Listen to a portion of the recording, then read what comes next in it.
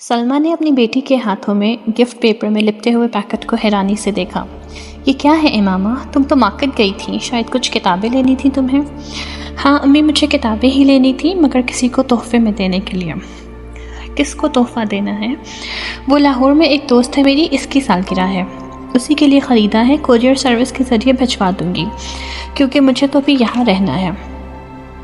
लाओ फिर मुझे दे दो ये पैकेट, मैं वसीम को दे दूँगी, वो भिजवा देगा। नहीं अम्मी, मैं अभी नहीं भिजवाऊंगी, अभी इसकी सालगिरह की तारीख नहीं आई।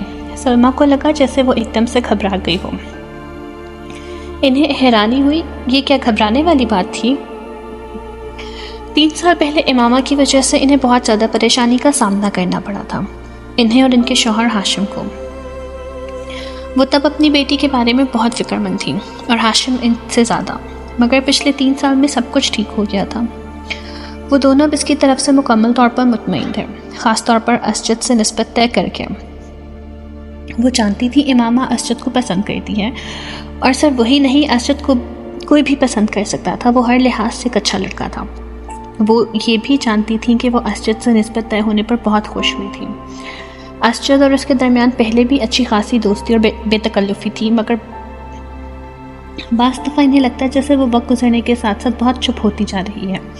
वो पहले ऐसी नहीं थी, मगर अब वो स्कूल जाने वाली बच्ची भी नहीं रही थी, मेडिकल कॉलेज की स्टूडेंट थी। फिर वक्त भी कहाँ होता है इसके पास, सलमा ने खुद को तसल्ली दी।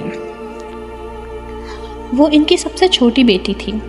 बड़ी दोनों बेटियों की वो शादी कर चुकी थी। एक बेटे की पहली भी शादी कर चुकी थी, जबकि 2 बेटे और इमामा गैर शादीशुदा थे।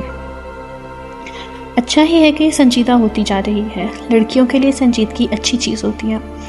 इन्हें जितनी जल्दी अपनी जिम्मेदारियों का एहसास हो जाए उतना ही अच्छा है। सलमा ने गहरा सांस लेते हुए इमामा से नज़रें हटाईं। वो छुट्टियों में घर आई हुई थी और जितने दिन वो यहाँ रहती इनकी नज़रें उसी पर मरकूज़ रहती।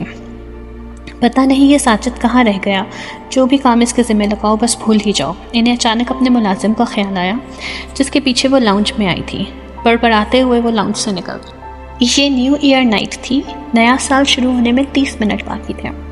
10 लड़कों पर मुश्तमिल 14-15 सालों के लड़कों का वो ग्रुप पिछले 2 घंटे से अपने अपने मोटरसाइकिल्स पर शहर की मुख्तलिफ सड़कों पर अपने करतब दिखाने में मसरूफ़ था।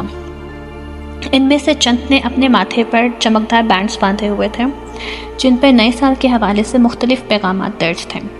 वो लोग 1 घंटा पहले पोश एरिया की एक बड़ी सुपरमार्केट में मौजूद थे और वहाँ वो मुख्तलिफ लड़कियों पर आवाज़ें कसते रहे थे। वो अपनी बाइक्स पर सवार अब मुख्तलिफ सड़कों पर चक्कर लगा रहे थे। इनके पास फायर क्रैकर्स मौजूद थे, जिन्हें वो वक्तन फ़वक्तन चला रहे थे। 11:15 पर वो जिम खाना के बाहर मौजूद थे, जहाँ पार्किंग लॉट गाड़ियों से भर चुका था। ये गाड़ियाँ इन लोगों की थीं जो जिम खाने में नए साल के सिलसिले में होने वाली एक पार्टी में आए थे। इन लड़कों के पास भी उस पार्टी के दावती कार्ड्स मौजूद थे, क्योंकि इनमें से तकरीबन तमाम के वालिदैन जिम खाना के मेंबर्स थे। वो लड़के अंदर पहुंचे तो 11:55 हो रहे थे। चंद मिनटों में डांस फ्लोर समेत तमाम जगहों की लाइट्स ऑफ हो जानी थी और इसके बाद बाहर लॉन में आतिशबाजी के एक मुजाहिरे के साथ नया साल शुरू होने पर लाइट्स ऑन होना थी।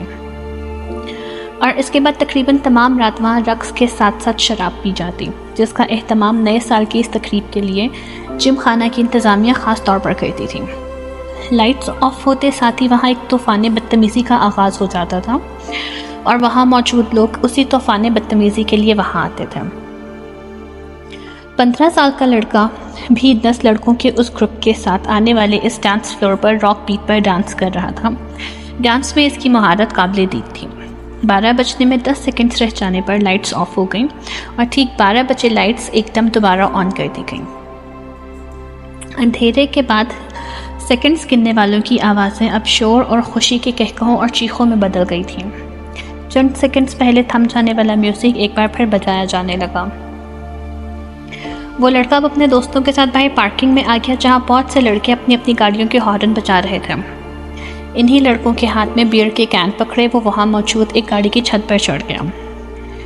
इस लड़के ने गाड़ी की छत पर खड़े खड़े अपनी जैकेट की जेब से बियर का एक भरा हुआ कैन निकाला और पूरी ताकत से कुछ फासले पर खड़ी एक गाड़ी की विंडस्क्रीन पर दे मारा। एक धमाके के साथ गाड़ी की विंडस्क्रीन चूर चूर हो गई। वो लड़का इत्मीनान के साथ अपने बाएं हाथ में पकड़ा कैन पीता रहा। वो पिछले आधे घंटे से कामरान को वीडियो गेम खेलते हुए देख रहा था। स्क्रीन पर मौजूद स्कोर में कोई ख़ास इजाफा नहीं हो रहा था। शायद इसकी वजह वो मुश्किल ट्रैक था जिस पर कामरान को गाड़ी ड्राइव करनी थी। सालार लाउंज के सोफ़ों में से एक सोफ़े पर बैठा अपनी नोटबुक पर कुछ लिखने में मसरूफ़ था, मगर वक्तन फ़वक्तन नज़र उठाकर टीवी स्क्रीन को भी देख रहा था जहां कामरान अपनी जद्दोजहद में मसरूफ़ था। एक आधा घंटे बाद उसने नोटबुक बंद करके सामने पड़ी हुई मेज़ पर रख दी। फिर मुंह पर हाथ रखकर जमाई रोकी, दोनों टांगें सामने पड़ी मेज़ पर रखकर और दोनों हाथों की उंगलियां सर के पीछे बांधे वो कुछ देर स्क्रीन को देखता रहा, जहां कामरान अपने तमाम चांसेस ज़ाया करने के बाद एक बार फिर नया गेम खेलने की तैयारी कर रहा था। क्या प्रॉब्लम है कामरान? सालार ने कामरान को मुखातब किया। ऐसे ही नया गेम लेकर आया हूँ, मगर स्कोर करने में बड़ी मुश्किल हो रही है, कामरान ने बेजारी से कहा। अच्छा, मुझे दिखाओ। उसने सोफे से उठकर रिमोट कंट्रोल उसके हाथ से ले लिया। कामरान ने देखा पहले 20 सेकंड में ही सालार जिस स्पीड पर दौड़ा रहा था, इस स्पीड पर कामरान ने अभी तक नहीं दौड़ाया था। जो ट्रैक उसे बहुत मुश्किल लग रहा था, वो सालार के सामने एक बचकाना चीज़ महसूस हो रहा था। 1 मिनट बाद वो जिस स्पीड पर गाड़ी दौड़ा रहा था, इस स्पीड पर कामरान के लिए इस पर नजरें जमाना मुश्किल हो गया था, जबकि सालार इस स्पीड पर भी गाड़ी को मुकम्मल तौर पर कंट्रोल किए हुए था। 3 मिनट के बाद कामरान ने पहली बार गाड़ी को डगमगाते और फिर ट्रैक से उतरकर एक धमाके के साथ तबाह होते देखा। कामरान ने कुछ मुस्कुराते हुए मुड़कर सालार को देखा।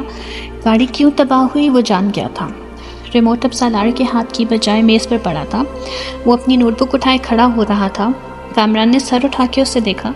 बहुत बोरिंग गेम है, सालार ने तबसरा किया और कामरान की टांगों को फैलाते हुए लाउंज से बाहर निकल गया। कामरान 7 हिस्सों पर मबनी इस स्कोर को देख रहा था जो स्क्रीन के कोने में जगमगा रहा था। कुछ ना समझ आने वाले अंदाज में उसने बैरूनी दरवाजे को देखा जिसमें उससे वो गायब हुआ था।